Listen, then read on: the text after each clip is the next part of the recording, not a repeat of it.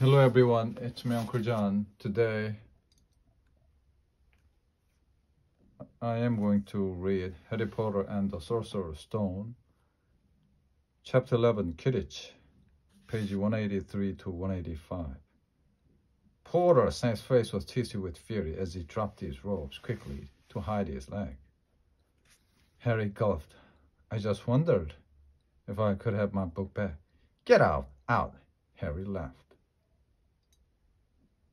Before Snape could take any more points from Gryffindor, he sprinted back upstairs. Did you get it? Ron asked as Harry joined them. What's the matter? In a low whisper, Harry told him what he had seen. You know what this meant? He finished breathlessly. He tried to get past that three-headed dog at Halloween. That's where he was going when he saw him. He's after whatever it's guarding. And I bet my broomstick he let that troll in to make a diversion. Hermione's eyes were wide. No, he wouldn't, she said. I know he's not very nice, but he wouldn't try and steal something Dumbledore was keeping safe. Honestly, Hermione, you think all teachers are saints or something? Snapped Ron. I'm with Harry. I wouldn't put anything past Snape, but what's he after? What's that dog guarding? And he went to bed with his head buzzing with the same question. Neville was snoring loudly, but Harry couldn't sleep. He tried to empty his mind. He needed to sleep, but he had to. He had his first Quidditch match in a few hours, but the expression on Snape's face when Harry had seen his leg wasn't easy to forget. The next morning, dawn very bright and cold. The great hall was full of the delicious smell of fried sausage and the cheerful chatter of everyone looking forward to a good Quidditch match. You've got to eat some breakfast. I don't want anything, just a bit of toast.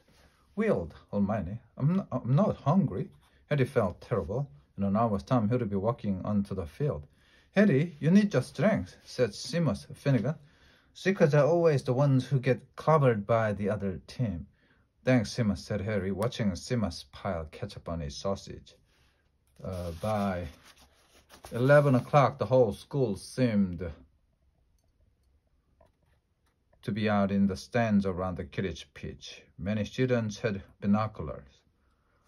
The seats might be raised high in the air, but was still difficult to see what was going on sometimes. Ron and Hermione joined Neville, Seamus, and Dean, the West Ham fan up in the top row. As a surprise for Harry, they had painted a large banner on one of the sheets Scabbers had ruined.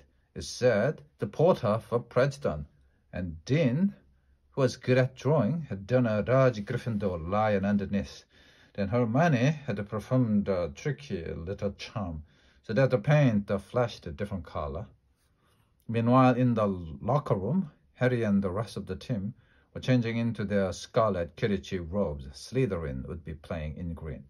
Wood cleared his throat for silence. Okay, men, he said. And women, said Chaser, Angelina Johnson.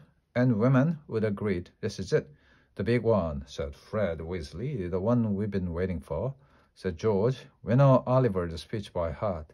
Fred told Harry, we were under him last year. Shut up, you two, said Wood. This is the best team Gryffindor's had in years. We're going to win. I know it. He glared at them as if to say, or else. Well, right, this time, good luck, all of you.